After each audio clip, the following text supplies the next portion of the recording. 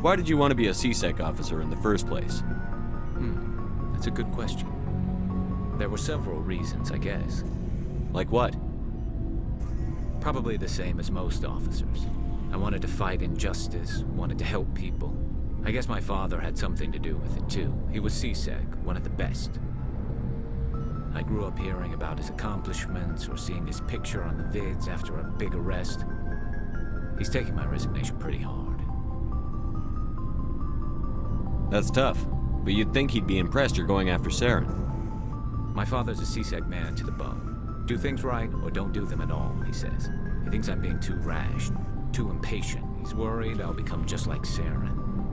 He actually talked me out of becoming a Spectre when I was younger, for the same reasons. You were asked to be a Spectre? Well, I was targeted as a possible Spectre candidate. Me and about 1,000 other Turian military recruits. I could have received special training, but my father didn't like it. He despises the Spectres. He hates the idea of someone having unlimited power with no accountability. He wouldn't like you, Commander. No offense. Not all Spectres are like Saren, you know. Of course not. But Saren's not going to play by our rules, CSEC's rules. If you want to nail Saren, you need to send someone who isn't restricted by policies and procedures. Just because you can break the rules doesn't mean you should. I don't need to stoop to Saren's level to stop him. And neither do you, Garrus. I see what you mean, but I'll think about it. Thanks, Commander.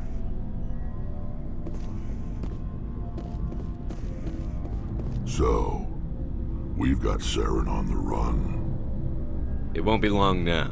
Saren's good, but I'm better. Good. He's rotten. To the core. I could tell as soon as I met him. Why didn't you tell me this sooner?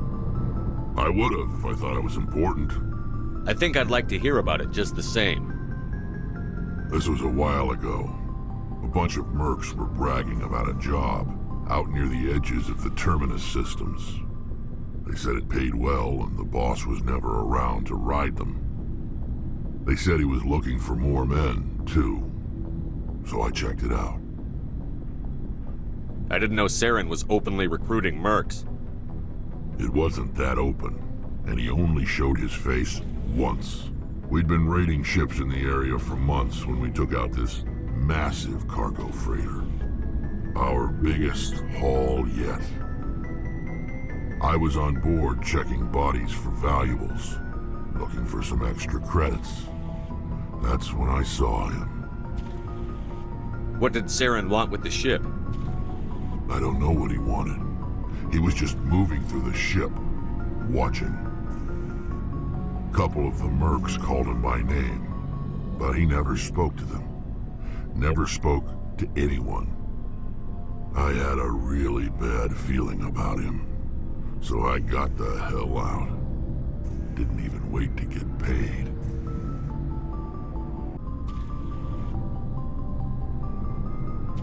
What kind of cargo was the freighter carrying? What was Saren after? I don't know. All I saw on that ship was food and medical supplies. There were some basic weapons, but nothing big. If there was anything of value on that ship, I didn't see it. That's why I didn't mention it sooner. Whose ship was it? There was a Volus trading vessel. Big one. Lots of guards. But they were no match for us. That's the only time you saw him? Yeah. Didn't even know who he was. Still wouldn't if I hadn't joined up with you. But my instincts were right. Every other merc on that mission turned up dead within a week. Every damn one. So long, Rex. Shepard.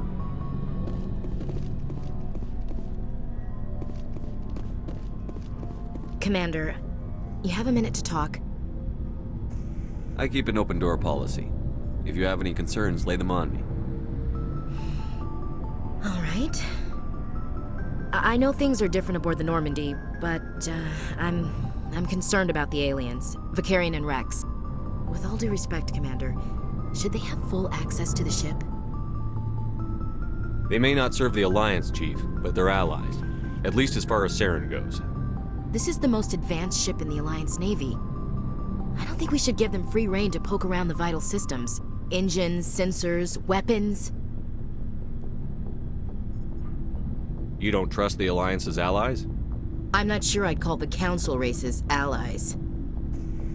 We, humanity, have to learn to rely on ourselves.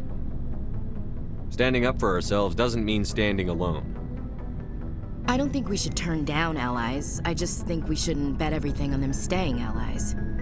As noble as the Council members seem now, if their backs are against the wall, they'll abandon us. You've got a pessimistic view of the universe, Williams. A pessimist is what an optimist calls a realist. Look, if you're fighting a bear and the only way for you to survive is to sick your dog on it and run, you'll do it. As much as you love your dog, it isn't human. It's not racism, not really. Members of their species will always be more important to them than humans are.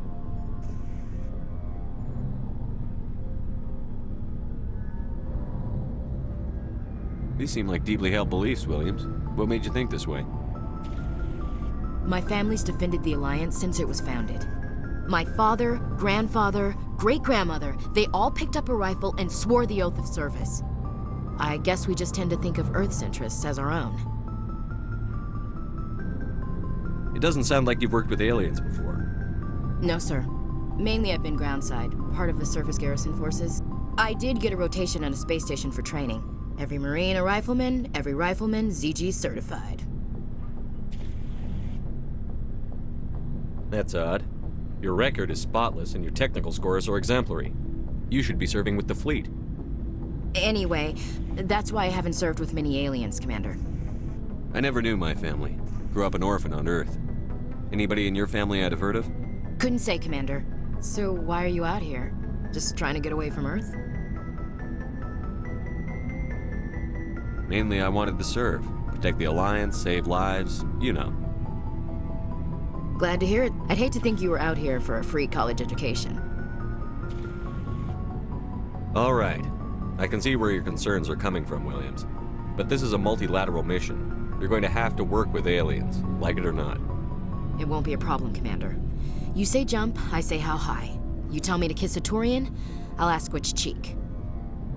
Would you kiss anyone I ordered you to? That depends, sir. If you ordered me to kiss a superior officer, that would be a violation of the regs concerning fraternization. That would make it an illegal order. I'd be required to decline and relieve you of command. Sir. What's your opinion on the last mission? Not sure I buy Dr. Tassoni's story about her and her mom not talking. They're family, right? I think she's being straight with us. Or at least, I don't think she lies very often. Yeah, she's probably really bad at it. Too bad those ruins got destroyed. I mean, they lasted thousands of years. That's impressive. We'll talk later, Williams. Looking forward to it, sir. Commander? We'll talk later, Williams. Looking forward to it, sir.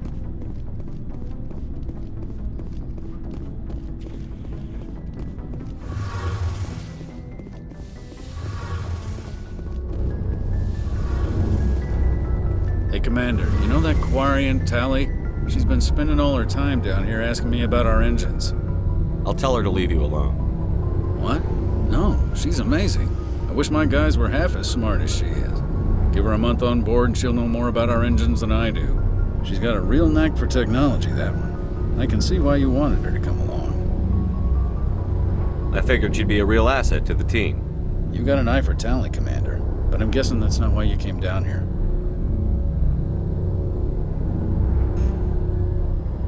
I want to know more about the Normandy. She's the best ship I've ever served on, probably the fastest vessel ever designed. And she's the only one using the new Tantalus drive core. What's so special about the Tantalus drive core?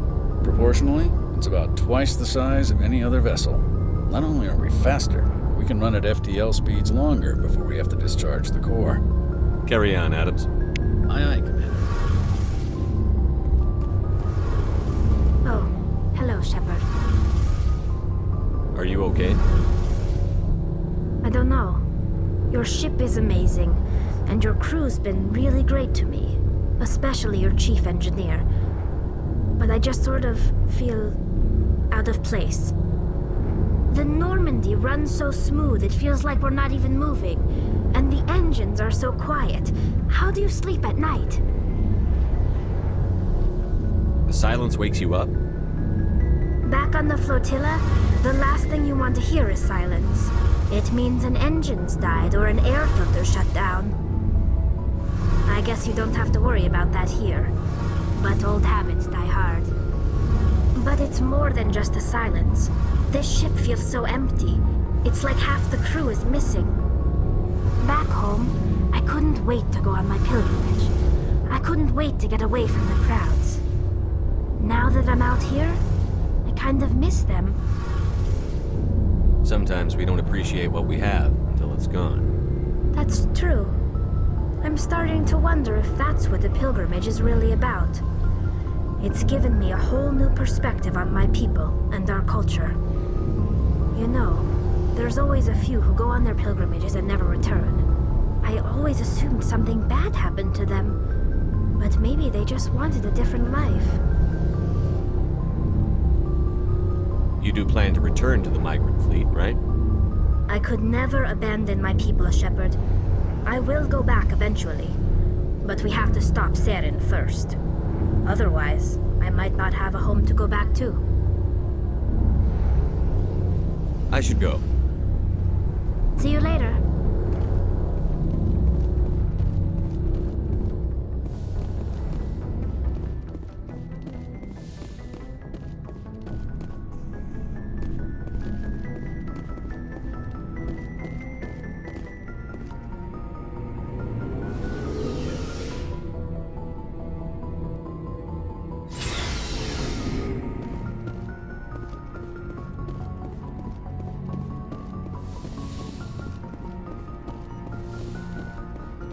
Yes, Commander?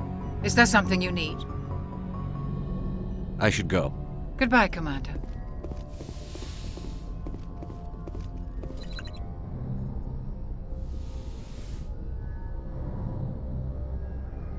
Commander, are you coming to check up on me? You look much better. How are you feeling? Dr. Chakwas assures me I am going to be fine. I was impressed with her knowledge of Asari physiology. You're in good hands. Dr. Chakwas knows what she's doing. I never properly thanked you for saving me from the Geth, Commander. If you hadn't shown up, I'm just glad we got there in time. so am I. I know you took a chance bringing me aboard this ship. I have seen the way your crew looks at me. They do not trust me. But I am not like Benezia. I will do whatever I can to help you stop Saren. I promise. Don't worry, Liara. I trust you. I know you won't let me down. It means a lot to hear you say that, Commander. Thank you. Do you know why Benezia joined up with Saren? I don't understand it. She was always outspoken about the need for the Asari to become more involved in shaping galactic events. Maybe she thought allying herself with Saren would somehow be for the greater good in the long run. At least I hope so. This hurts you, doesn't it? None of this makes any sense to me. I have not spoken to Benezia in many years, but I know her, and this was not like her. Something changed. I'd like to know more about the Asari. We were the first species to discover the Citadel. We were instrumental in forming the Council, and we always strive to be the voice of peaceful cooperation in galactic disputes. My people believe we are all part of a single galactic community. Each species contributes something to the greater whole. Although we seek to understand other species, it seems few of them seek to understand us. The galaxy is filled with rumors and misinformation about my people. Like what? Most of the inaccuracies are centered around our mating rituals. My species is monogendered. Male and female have no real meaning for us. We still require a partner to reproduce. This second parent, however, may be of any species and any gender. I don't understand. Your species can mate with anyone? Mating is not quite the proper term, not as you understand it. Physical contact may or may not be involved, but it is not an essential element of the union. The true connection is mental. Our physiology allows us to meld with other beings. We can touch the very depths of their minds. We explore the genetic memory of their species. We share the most basic elements of their individual and racial identities. We then pass these traits on to our daughters. It is how we learn to grow as a species and how we develop a greater understanding of other races. What happens to your partner after the union? Every relationship is different. Some unions are a single encounter with both parents parting ways afterwards. Others can be more long-term. Sometimes an Asari and her partner will stay together for many decades. Do you know who Matriarch Benezia chose as her partner? She rarely spoke of her partner. Though I know my father, if you want to use that term, was another Asari. I thought you always needed another species to serve as one of the parents. Think about it, Shepard. If we were not able to mate with our own species, we would have died out long before we ever mastered spaceflight and left our homeworld. Union with our own kind is no longer common, not for the purposes of reproduction. Most Asari believe it weakens our species. Asari daughters inherit racial traits from the father species. If both parents are Asari, then nothing has been gained, or so conventional wisdom would hold. I am what is sometimes called a pureblood. Though no Asari would ever be cruel enough to say the word to my face, it is a great insult among my people. It is possible Benezia's partner was embarrassed by their union. She may have been too ashamed to publicly acknowledge me as her offspring. Maybe she wanted to meet you but couldn't. Something could have happened to her. Maybe she passed away. You might be right. I hope you are. But I have no way to know for sure. Benezia never spoke of her partner. Whatever happened, it caused her too much pain to dwell on it. She raised me by herself, though that is not uncommon. Many Asari raise their children alone, particularly if the father species is short-lived. Often the partner will pass on long before the child reaches maturity. You Asari live for 1,000 years. What happens when your partner dies? Few sapient species live as long as my kind. We have learned to take a philosophical approach to our unions. We do not focus on the inevitable loss of our partners. Instead, we enjoy the time we spend with them. And even after they're gone, a part of them lives on in us. The union is a connection that transcends both time and space. I should go. Goodbye, Commander. I get the feeling you want to ask me something, Commander. I should go. Goodbye, Commander. I get the feeling you want to ask me something, Commander. Tell me about yourself, Liara. Me? I am afraid I am not very interesting, Commander. I spend most of my time on remote digs, unearthing mundane items buried in long-forgotten Prothean ruins. Sounds dangerous. And lonely. Sometimes I would run afoul of indigenous life forms or stumble across a small band of mercenaries or privateers, but I was always careful. Until the Geth followed me to Artemis Tau, I never found myself in any situation my biotics could not handle. As for the solitude, well, that is one aspect that most appealed to me. Sometimes I just need to get away from other people. You don't like other people? I suppose it comes from being a matriarch's daughter. People expected me to follow in Benezia's footsteps. They wanted me to become a leader of our people. Matriarchs guide their followers into the future. They seek the truth of what is yet to come. Maybe that's why I became so interested in the secrets of the past. It sounds so foolish when I say it out loud. It sounds like I became an archaeologist simply to spite Benezia. All children rebel against their parents. It's a natural part of growing up. Aha, you share the wisdom of the matriarch, Shepard. That is exactly what Benezia said when I told her of my decision. But there was more to it than that. I felt drawn to the past. The Protheans were these wondrous, mysterious figures. I wanted to know everything about them. That is why I find you so fascinating. You were marked by the beacon on Eden Prime. You were touched by working Prothean technology.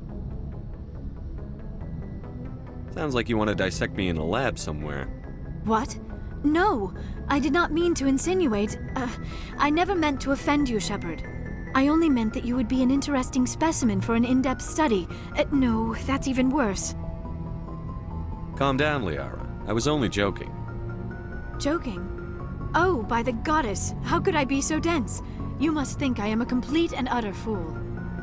Now you know why I prefer to spend my time in the field with data disks and computers. I always seem to say something embarrassing around other people. Please, just pretend this conversation never happened. I should go. Goodbye, Shepard.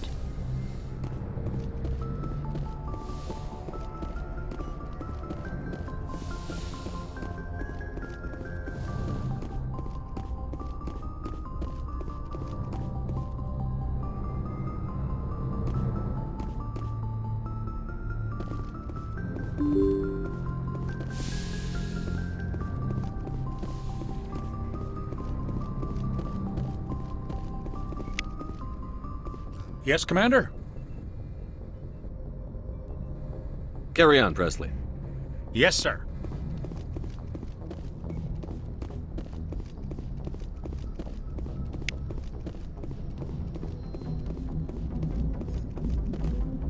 I prefer gold to silver, you know, for my medal. I figured you'd recommend me for one since I, pulled your boots out of the fire. If we present you with a medal, you'll end up sitting on stage listening to politicians make speeches for a couple of hours. Fun, fun. That's a good point. They'd probably make me shave, too. I spent the last 7 weeks working on this baby. No medal's worth that. So, Commander, why don't you tell me why you're really here? How's the Normandy performing? Is she everything they said she'd be? She's the best The Normandy's probably too much ship for your average Alliance pilot, Commander. Lucky for you, I'm anything but average. I have to go. All right, see ya.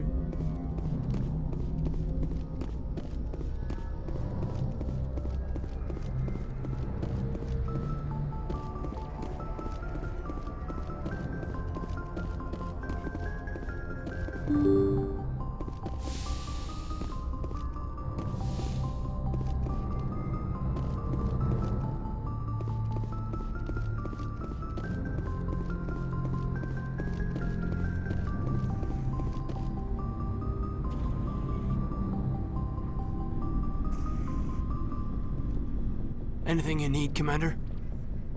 What's your opinion on the last mission? Dr. Tassoni. Seems like a sweet girl. Easy on the eyes. I mean, if you like the bookish sort. Any intentions there, Lieutenant? No, Commander. Just art appreciation. We'll talk another time, Lieutenant. Commander?